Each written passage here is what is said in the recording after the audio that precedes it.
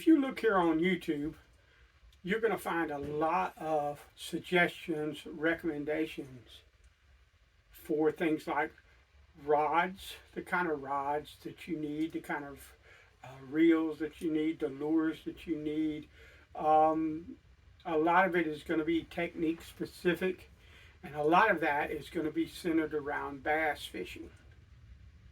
There's a lot of other types of fishing here on YouTube I encourage you to look into, but the bass fishermen in general are going to give you very detailed and specific recommendations for things like your rods and your reels and your line and things like your lures. And they will, in large part, tailor different rods and different lines and different reels and that kind of thing to specific types of fishing with specific lures and or specific techniques. And some of them will go as detailed as to separate a rod, two different rods that are basically the same rod, but there might be 2 inches of difference between the length of those rods depending on what technique you're using. You have to understand that the vast majority of the bass fishing guys that are giving recommendations like that are guys that are going out on a bass boat. They have, and I mean, I don't mean the little John boats and stuff like that, although you'll see guys on the John boats and stuff doing the same kind of thing sometimes. But I'm talking about guys that have a $35,000, $40,000, $50,000 bass boat, and he's got 8 or 10 rods on his the deck of his boat, and he's probably got a rod locker in that boat that's got 15 or 20 different rods and reels in it. Those guys are fishing, either they are geared toward tournament fishing, they are tournament fishermen, or they're making their money, some of their money, a substantial amount of money from things like tournament fishing or guiding, that kind of deal. Or they're full-time fishermen on YouTube, that kind of thing. They've got fish finders, they've got, some of them have the forward-facing sonar, all of that kind of thing. They've got large bodies of water that they fish on. They have opportunity. They probably live in an area that has large bodies of water because fishing is what they do for a large portion of their income, or a significant portion of their income. And so they've made their home in a place that's geared for fishing, and for it's centered around bass fishing and large bass and things of that nature, okay? And what I want to talk about is the fact that you can learn things from them. You can learn technique. You can learn to understand fish. There's a lot of information that you can glean from them, okay? I'm not saying there isn't, but you have to learn, in my opinion, the average guy that goes out here and he might have a weekend or a Saturday once or twice a month that he can actually take the time out to actually go fishing. He might not have a boat.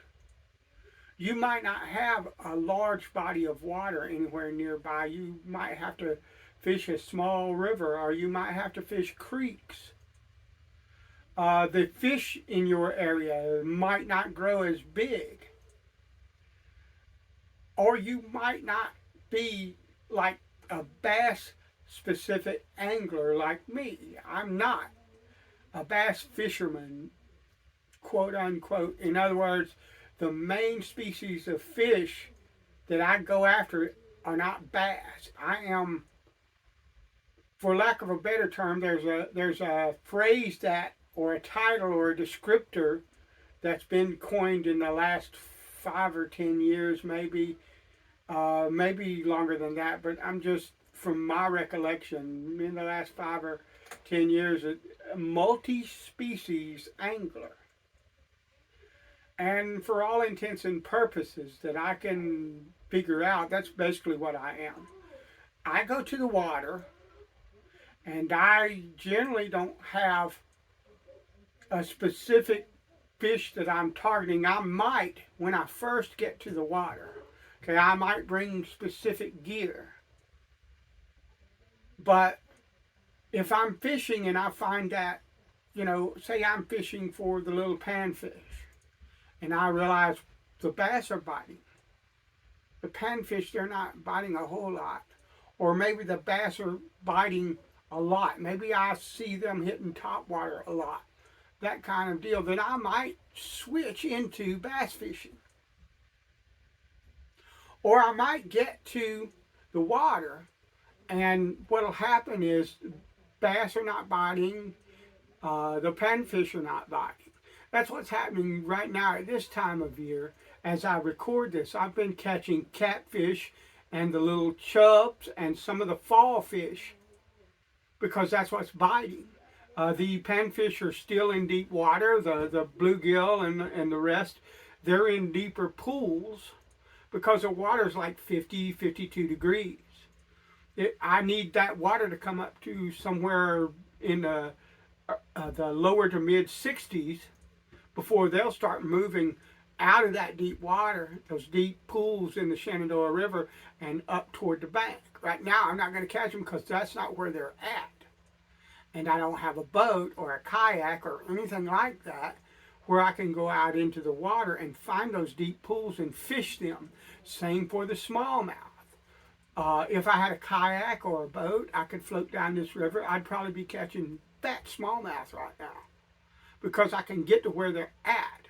But from the bank, there's a limited amount of surface area, or there's a limited amount of water. It's a limited area that I can fish. And so instead of catching bass right now, or instead of catching panfish right now, I can throw a worm on a hook and throw it out either in the middle of the channel and let it drift down, or throw it out 30 or 40 feet off the bank and catch the little chubs and the fall fish and the catfish.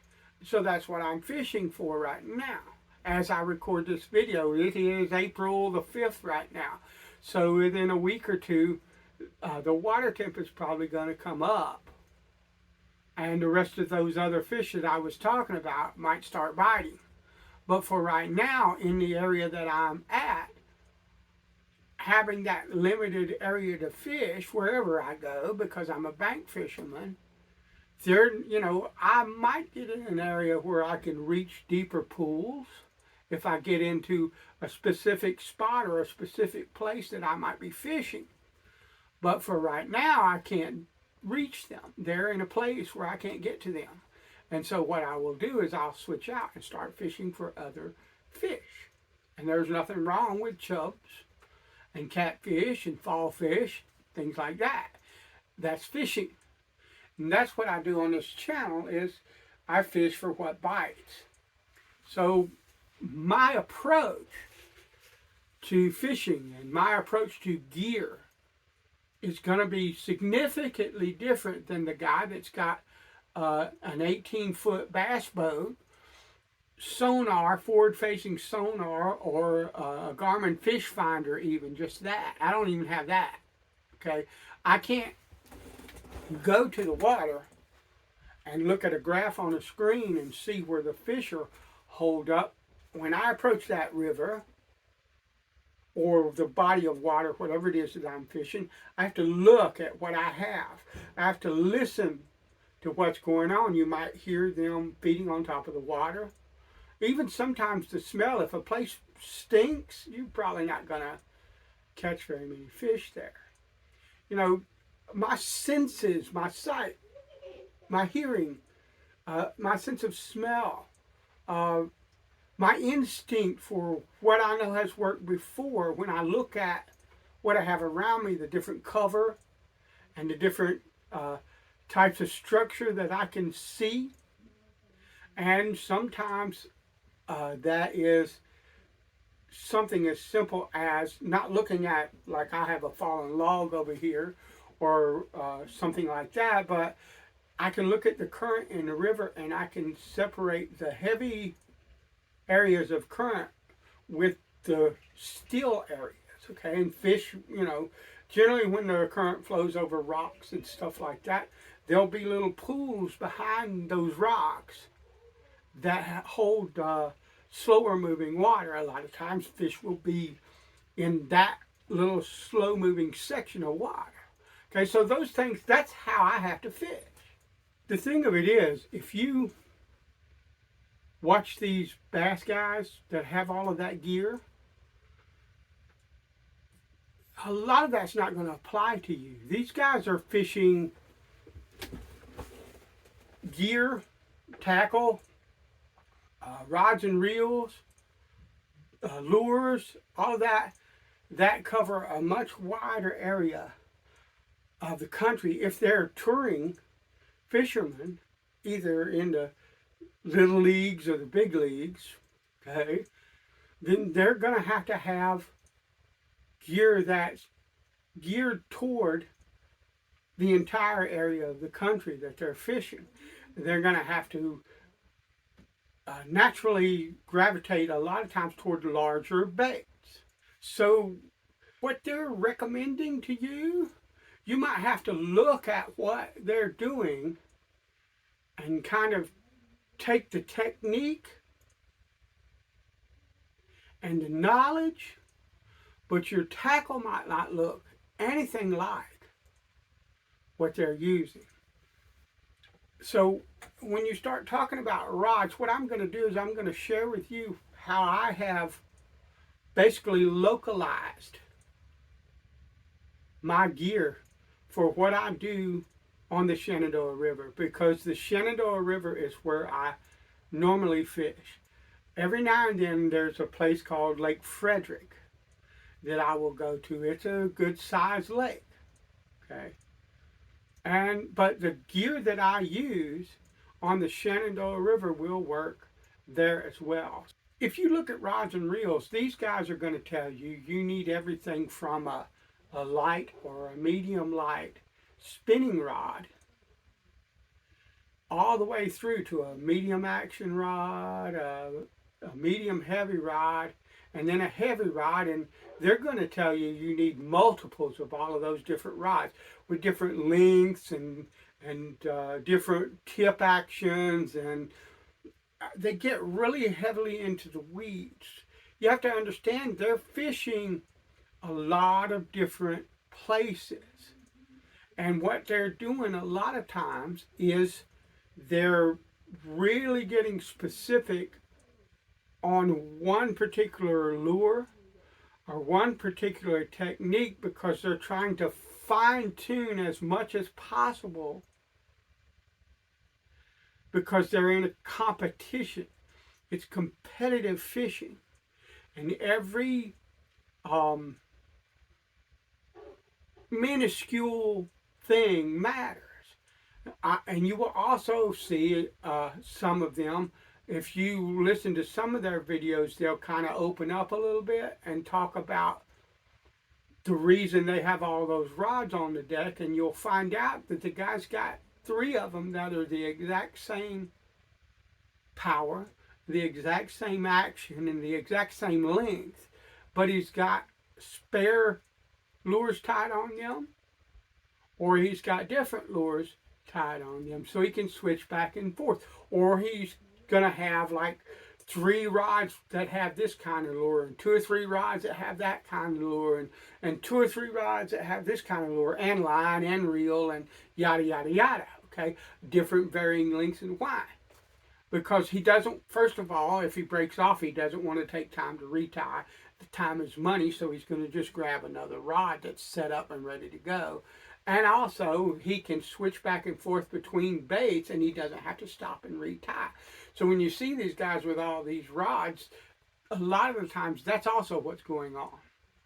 But if you're a bank angler, You're not dragging 8 rods with you. If you do, I mean, you can try it if you want to. But, and I don't need that for what I do. You might not. You probably don't need all of that. There might be a couple of different rods, 2 or 3 rods, okay, that you can use for the vast majority of your fishing. Right now I have 3 specific rods that I use for all of my fishing, and I don't need anything else. So let's look at my main rod. The workhorse rod that I have and use is now this is a budget rod, okay? It's not anything expensive at all. This is a Shakespeare Ranger rod. It's a medium fast action rod. The line recommendations is between 6 and 12 pound test. And let's see, does it have a lure weight? No, it doesn't recommend lure rate, but this would be somewhere from like 1/8 of an inch or 1/4 of an inch to 5/16, something like that. So it's a medium action or medium power fast action rod, and I have a 6-foot rod in this setup, okay? And I have a 2500 size Daiwa Regal LT on it, and it has 10-pound Trilene XL monofilament. Now most guys will use braid with like a fluorocarbon leader, something like that. I started fishing before braid became popular, and I tried it early on and didn't like it. The technique and the way that I fish is suitable to the stretch that's found in monofilament line. I fished that way all of my life, and I'm not worrying about anything else.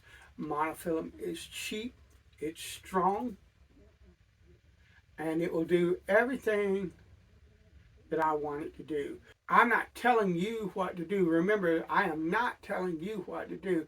I'm explaining how I fish and what I use for my specific area, my specific needs, and my specific preferences. In an effort for you to see that the information that's on the internet, whether we're talking YouTube or whether we're talking some blog site or something like that, okay, or fishing groups and all that, that information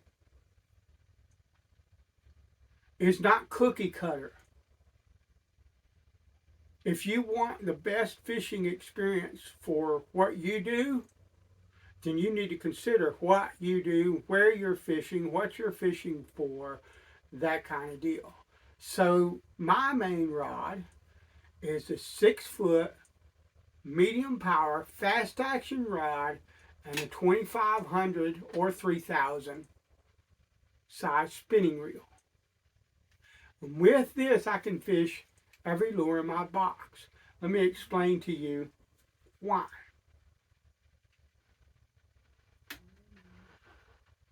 If you look at the bass fishermen, they're fishing lures that are like 3/8 of an ounce or half an ounce. That's why they will tell you medium heavy or heavy rod to throw this bait or that bait. And when I say bait, that's bait, lure. They're interchangeable for me because I'm a country boy and I'm not trying to be all specific technical. I'm speaking to you as the average fisherman. Okay? But I never throw baits that heavy. I don't have a need to. Yes, you can pull 4, 5, 6 pound smallmouth out of this river. You're probably going to do that more often in a boat than you are from the shore. The average size bass that I will catch in this river, smallmouth or largemouth, are going to be things like that range from like 3/4 of a pound and under to 3 to 3.5 pounds. And so I don't need a 3/8 ounce lure of any kind. When I throw like the big flipping jigs, well, I don't throw the big ones. What I'm talking about, a flipping or a pitching jig, or a bottom jig, a jig that you would jig. I mean a jig, not a jig head. That you put like a little curl tail grub or something like that. I'm talking about something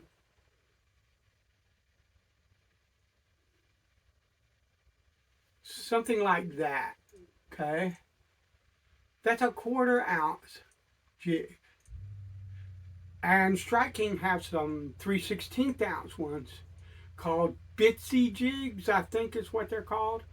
I'd like to pick up some of them and put these away because in my opinion these are almost too heavy for what I do. But what I would do is I would put this on that medium rod with 10 or 12 pound test. I have a second medium rod that has an Abu Garcia Cardinal reel on it that I have a spare spool for. So the main spool on that rod is spooled with 10 pound test, and the spare spool is spooled with 15 pound test for throwing things like this. Or, if I can get it, or something like a Texas rigged worm or a Carolina rigged worm. You notice that's a 1/4 inch, or I'm sorry, that's a 1/4 ounce bullet weight on a 2/0 hook with like a 5-inch worm on it. Okay, I'm not fishing a 6 or 7 or 10-inch worm that's bigger around in my thumb on a 1/2 ounce bullet weight. I don't need it in this river. When I fish one of these, I might put one of those small worms on it, but more than likely what I'll do is I'll put a Christy crawl, like a 3.5-inch Christy crawl on the end of it, or I'll take that worm and I'll cut it down to like 3 inches and just use the back section of the tail, something like that, because my lures, I'm focused more towards small. This is like the largest stuff that I would throw. Okay, same thing with a spinnerbait. Spinnerbaits, I'm using smaller spinnerbaits, little lures. The largest that I would care to use would be like something like that. Okay. My buzz baits are smaller even. See how small that lure is? I don't need all of that. I don't want all of that. I don't throw them. Because I've found over the years, see, I fished this river since I was really young. Well, I'm sorry. I've been fishing since I was really young. But I've fished this river since I was in my early 20s, 21. Okay, on up. And I have fished the larger lures in this river. You can catch fish on them, but a lot of times what these bass fishermen are doing on YouTube is they're using larger lures because they're looking for big, huge fish. I don't want to go all day trying to catch a big fish and not catch anything else. Maybe I'll get one big fish and that's it if I get him. Okay, I want to size my tackle down so that I can actually catch fish.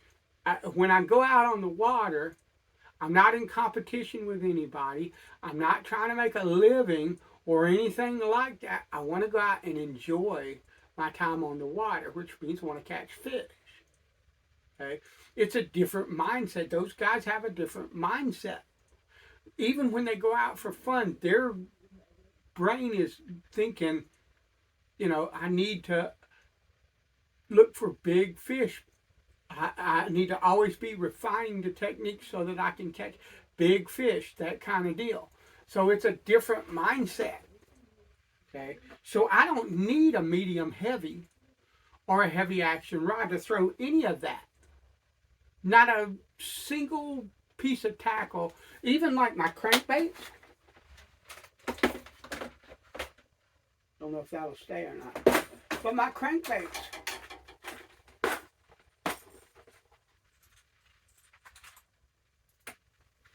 they're small.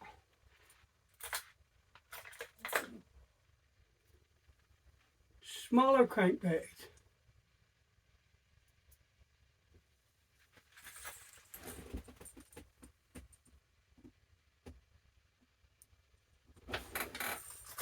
The point of it is I don't need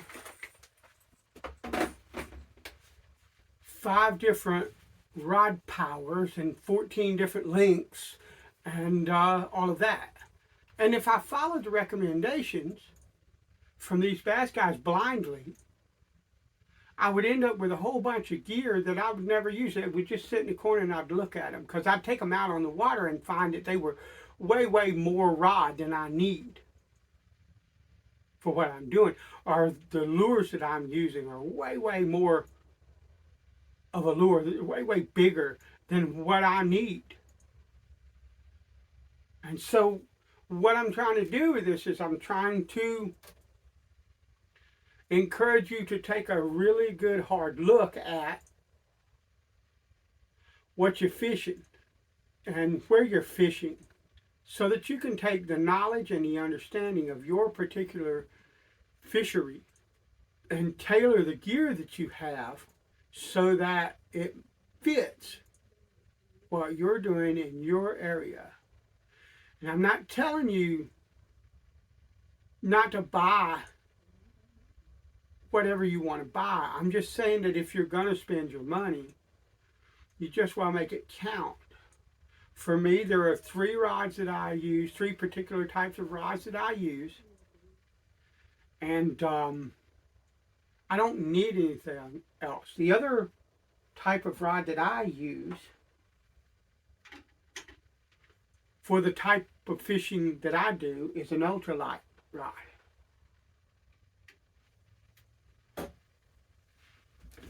This is a 5'6" Fenwick Eagle ultralight rod. It has what Fenwick calls a moderate fast action, but in my opinion, that's a pretty fast action if you look at how it bends. Keep in mind it's a spinning rod, so it's going to bend farther down the blank than a bait casting rod. But that's probably as stiff as I would ever want for ultralight, because what I want the rod to do is when I back cast, when I go to cast and I put the lure back behind me or back to the side or whatever, I want the ultralight lures that I am throwing to load that rod up so that when I throw them out, it gets momentum and they go further, because I'm fishing 1/32 ounce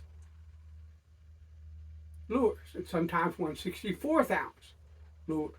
So I don't want too stiff of a rod to do that with. I don't want anything that's really wimpy, but I don't want anything that's stiff like a stick. This scratches my ultralight itch.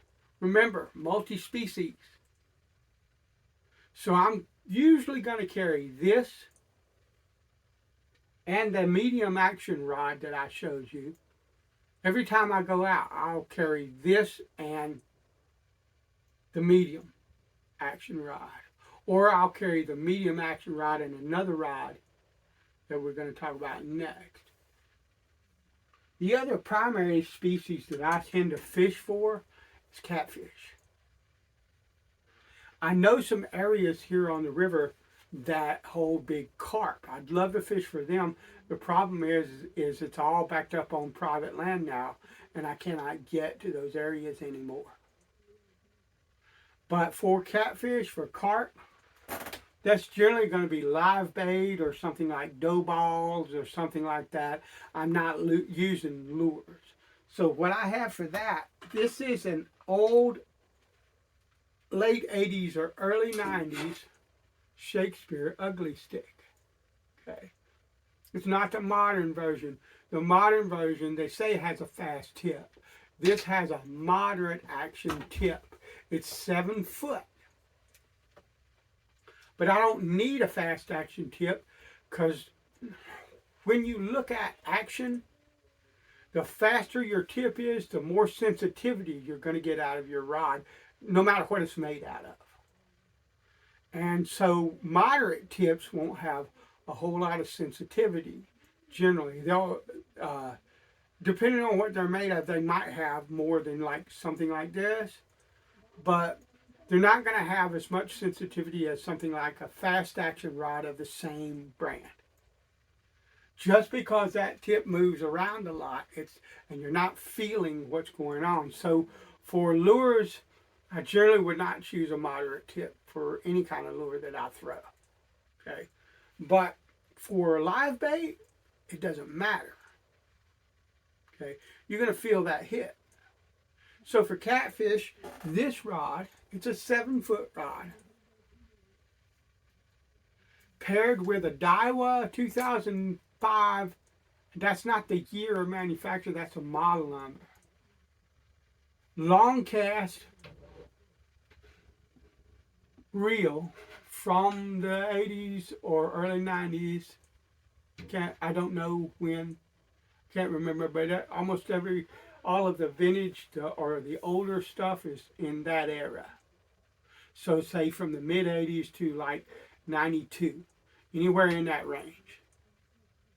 Okay, this is a 4,000 size reel. It has 17-pound Trilene XL on it. And I don't have to worry about, I can put heavier line on this because I'm not worried about casting lures and things of that nature.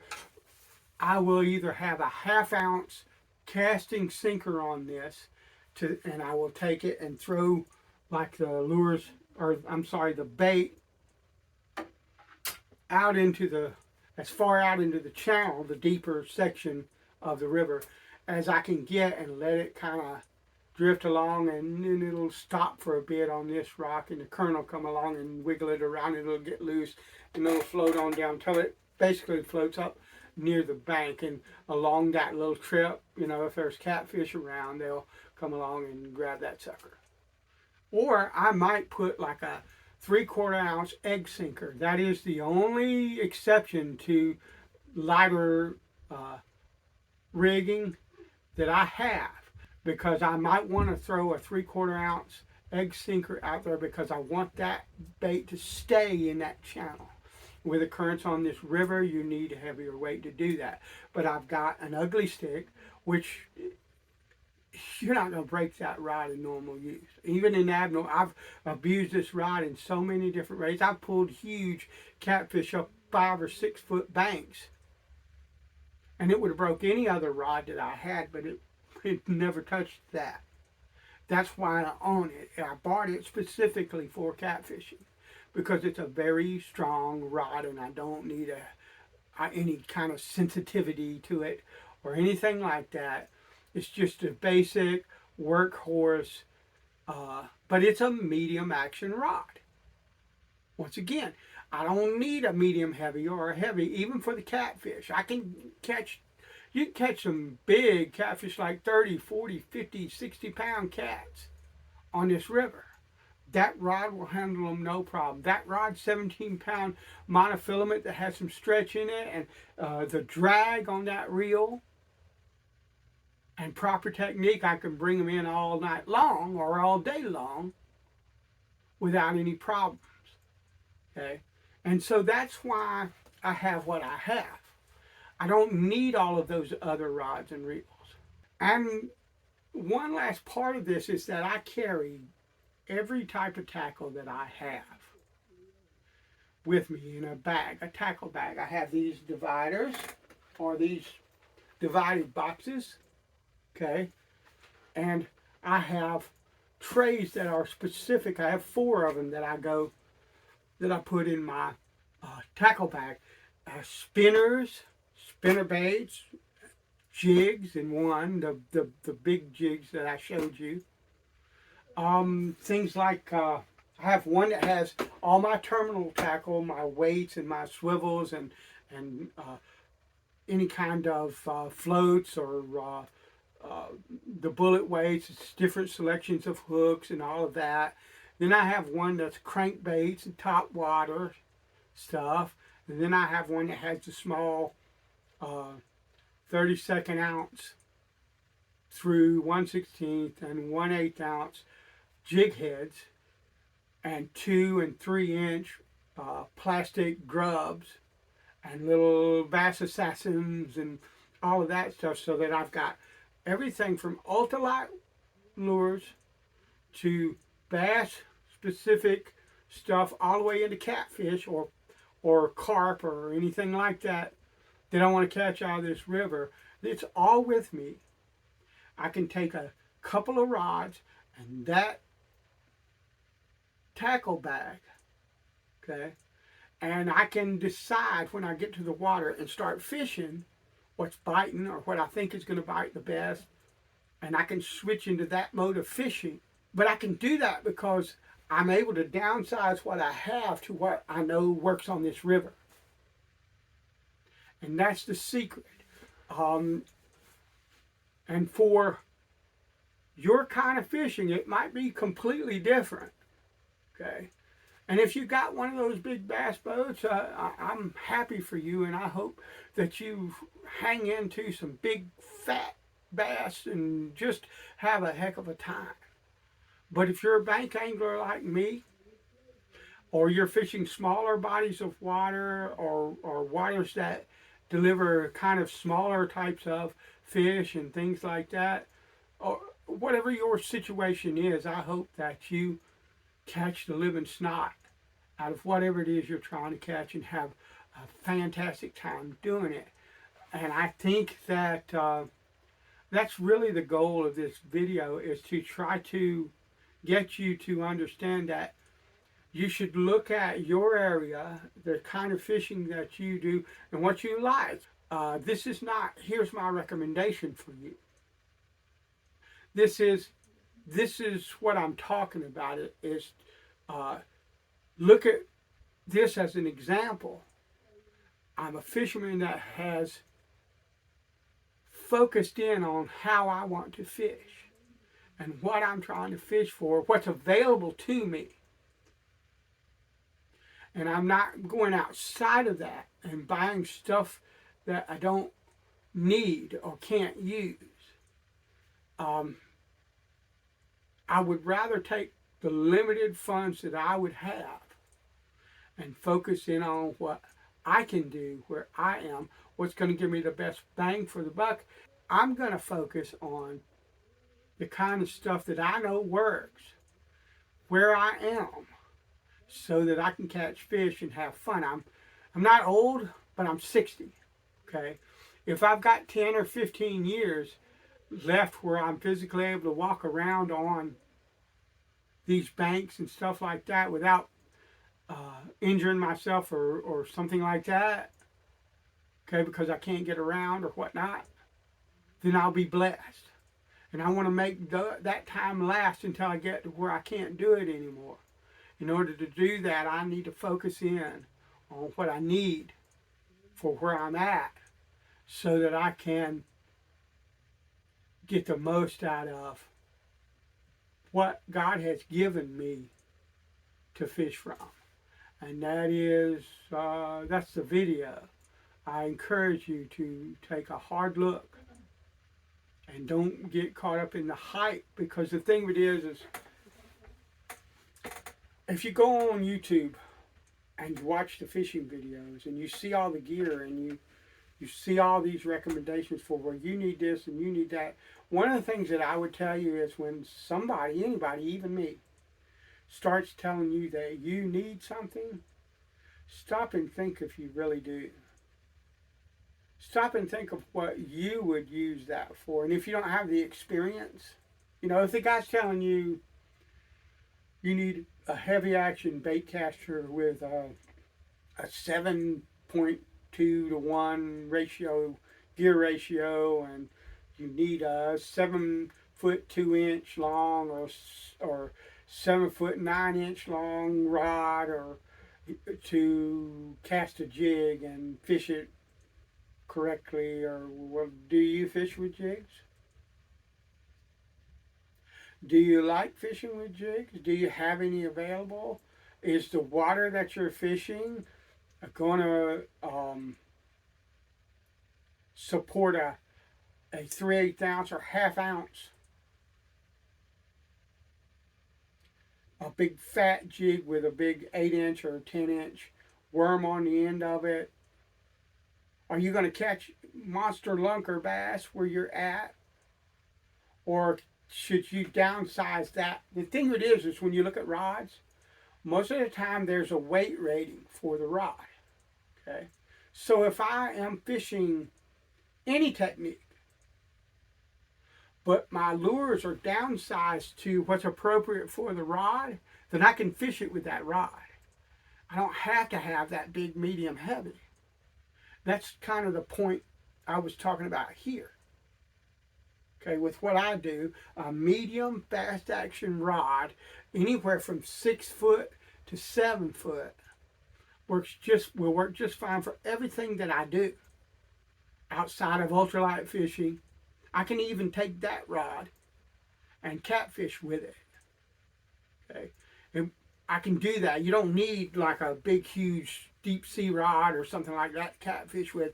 Regular size bass fishing gear will catch cats all day long. Most cat fishermen use something of that type. Okay, unless they're pulling in 100-pound catfish all the time, regular, that kind of thing. So take a look at what you do and the size baits and lures and stuff that you're throwing.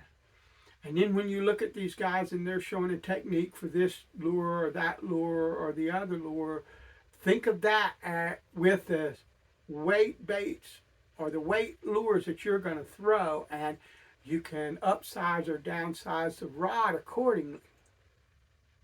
I'm trying to get you to think outside the box so that you can make wise choices and have fun catching fish. Bless you.